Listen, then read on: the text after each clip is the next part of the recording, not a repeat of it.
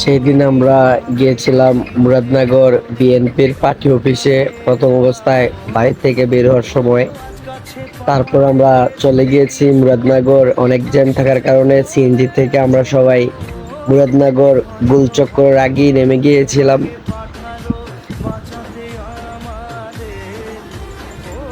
আমার সাথে সামনে যে আছে উনি হচ্ছে আমাদের ৮ নং চাবিতলা ইউনিয়নের চেয়ারম্যান প্রার্থী জনাব মোহাম্মদ সাইদুল হক ভূঁইয়া সাহেব। ওনার নেতৃত্বেই প্রত্যেকবার দাদা ভাইয়ের প্রত্যেকটা প্রোগ্রামে আমরা অংশগ্রহণ করার জন্য চেষ্টা করি এবং কি প্রত্যেকটা প্রোগ্রামে অংশগ্রহণ করে থাকি।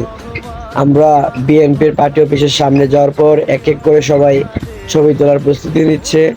এখানে আছেন আমাদের খামার গ্রামের জহির সিদ্দিক কাকা সহ, চাপিতলার সাইদুল হক ভূঁইয়া সহ মুরাদনগরের বিএনপির অঙ্গ সংগঠনের অসংখ্য নেতাকর্মীরা মুরাদনগর বিএনপির পার্টি অফিসে গতকাল উপস্থিত ছিল। আপনারা সবাই বিএনপির দলটার জন্য দোয়া করবেন।